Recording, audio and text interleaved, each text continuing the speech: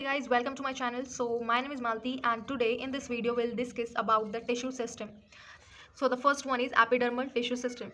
So the epidermal tissue system forms the outermost covering of the whole plant body and comprises epidermal cells, stomata and the epidermal appendages, the trichomes and hairs.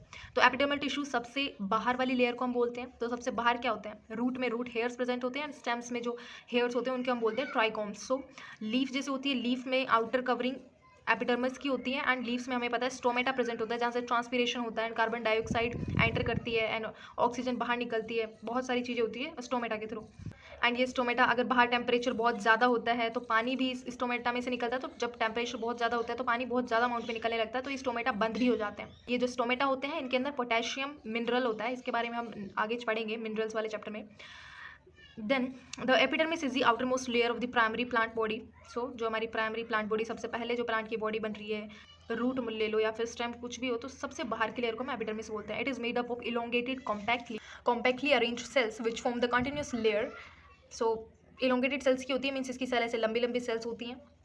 Then epidermis is usually single layered. So एक single layer की epidermis होती है, ज़्यादा कोई thick नहीं होती है ये.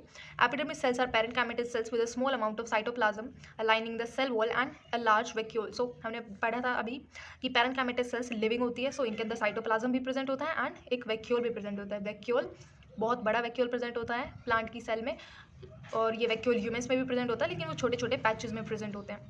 Then the outside of the epidermis is often covered with a waxy thick layer called cuticle. So अब एपिडर्मिस भी बाहर से कई जगह पे कवर्ड होती है, वैक्स की जैसी लेयर होती है जिसको हम बोल देते हैं cuticle, which prevents the loss of water. So पानी को बाहर निकलने से वो बचाता है. Cuticle is absent in roots. तो रूट्स में तो कोई ज़रूरत ही नहीं है, वो तो अंडर वाटर है. रूट्स में तो कोई धूप ही नहीं जाती, तो वहाँ पे तो पानी का लॉस क्यों होगा. सो ये स्टेम में ही प्रेजेंट होती है cuticle. Stomata are structures present in epidermis of leaves. तो स्टोमेटा सिर्फ लीव्स में प्रेजेंट होते हैं. Stomata regulate the process of transpiration. Transpiration मतलब कि evaporation of water from the leaf surface and gaseous exchange. तो गैस जितनी भी हमें पेड़ जो होते हैं हमें ऑक्सीजन देते हैं, तो वो स्टोमेटा के थ्रू ही बाहर निकलती है, मीन्स लीव्स में से ही बाहर निकलती है वो oxygen. And plants carbon dioxide को लेते हैं, सो वो स्टोमेटा के थ्रू ही लेते हैं. Each stomata is compose of 2 bean shaped cells known as guard cell. तो ये हमारे स्टोमेटा है एंड यहाँ पे 2 बीन शेप्ड स्ट्रक्चर्स हमें दिख रही है, तो इनको हम बोलते हैं guard cells which enclose stomatal pore. So इनके अंदर स्टोमेटल पोर होता है. In grasses the guard cells are dumbbell shaped. So grass घास जो होती है उनके अंदर डम्प बैल शेप जैसे स्टोमेटा होती है. The outer walls of the guard cells away from the stomatal pore are thin and inner walls. So जो बाहर की वॉल्स है, जैसे कि ये हम देख सकते हैं यहाँ पे, ये थिन है, और इनर सेल वॉल जो है, inner cell wall toward the stomatal pore are highly thick. So अंदर की सेल ये इतनी थिक है यहाँ पे, बाहर वाली सेल थिन सेल्स होती हैं. The guard cells possess chloroplast. So guard cell जो होती है इनके पास क्लोरोप्लास्ट होता है and regulate opening and closing of stomata. So और ये किस में हेल्प करते हैं? स्टोमेटा की ओपनिंग और क्लोजिंग में. जब बाहर ज़्यादा टेम्परेचर हाई होता है तो पानी का लॉस ज़्यादा ना हो, इसलिए ये बंद हो जाते हैं.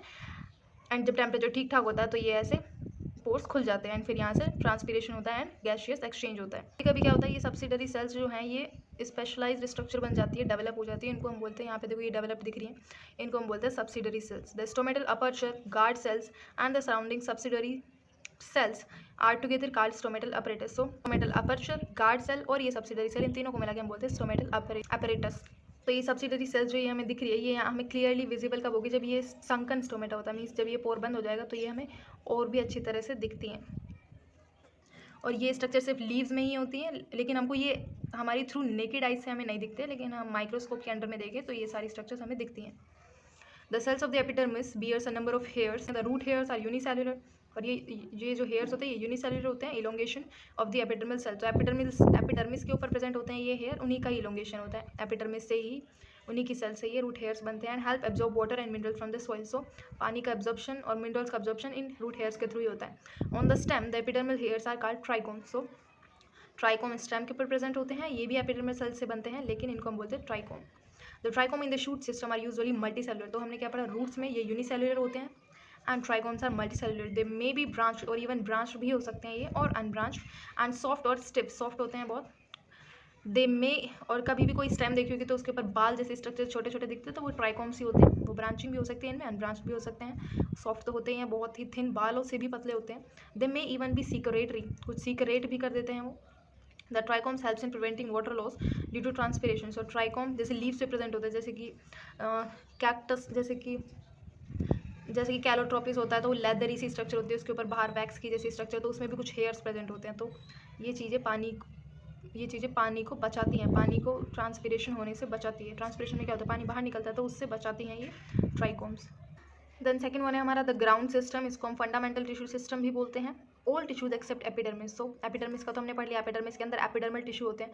सो एपिडर्मिस और वेस्कुलर बंडल्स को छोड़ के, वेस्कुलर बंडल के लिए होते हैं वेस्कुलर टिश्यू, जो हम तीसरा वाला पढ़ेंगे इसके बाद। सो वेस्कुलर और एपिडर्मिस के बीच में जितने भी टिश्यू हम सबको बोलते हैं ground tissue. It consist of simple tissue such as parenchyma, collenchyma and sclerenchyma. So हमने दो तरह के टिश्यूज पढ़े थे, सिंपल और कॉम्प्लेक्स। तो सिंपल में थे पैरेन्काइमा जो कि लिविंग होता है, कोलेनकाइमा भी लिविंग होता है, बाकी इसका ज़्यादातर काम सपोर्ट प्रोवाइड करने का होता है। इसमें बहुत सारी चीज़ें स्टोर भी होती हैं। स्क्लेरेन्काइमा टोटली डेड होती हैं, जैसे कि जूट फाइबर्स होते हैं वो भी स्क्लेरेन्काइमा के फाइबर से ही बनते हैं। सो ये सेल्स डेड होती हैं। Parenchymatic cells are usually present in cortex. So ये कॉर्टेक्स में प्रेजेंट होती है पैरेन्काइमा। पेरिसाइकल में भी होती है, पित्त जो बिल्कुल सेंटर में प्रेजेंट होता है वहाँ पे। And medullary race. सो पानी जाइलम के अंदर होता है, तो जाइलम से बाहर की तरफ पानी पहुंचाने का काम करती है ये मेडुलरी रेस। ये भी पैरेन्काइमा की बनी होती है। In the primary stems and roots. So primary stem और रूट्स दोनों में ही होती है।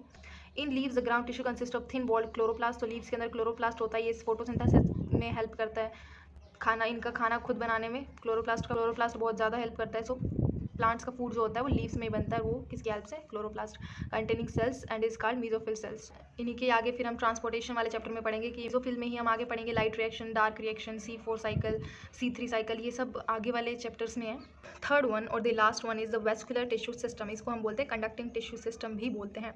The vascular tissue system consist of complex tissues. So simple हमारे टिश्यूज थे पैरेन्काइमा, कोलेनकाइमा एंड स्क्लेरेन्काइमा, और वेस्कुलर टिश्यूज बनता है कॉम्प्लेक्स टिश्यूज से। कॉम्प्लेक्स टिश्यूज दो होते हैं, xylem and phloem. The xylem and phloem together constitute vascular bundles. दोनों मिलकर वेस्कुलर बंडल बनाते हैं। डाइकोट्स में क्या होता है, कैम्बियम प्रेजेंट होता है इन दोनों के बीच में, जाइलम और फ्लोएम के बीच में। जैसे कि ये फ्लोएम है, ये जाइलम है, तो एक रिंग प्रेजेंट होती है कैम्बियम, जो कि जाइलम और फ्लोएम को सेपरेट करती है। Such vascular bundles because of presence of cambium possess the ability to form secondary xylem and phloem tissues, hence are called open vascular system. So जब ये कैम्बियम रिंग प्रेजेंट होती है तो हम इसको बोलते हैं ओपन वेस्कुलेटरी सिस्टम। एंड यहाँ पे ये है क्लोज वेस्कुलेटरी सिस्टम।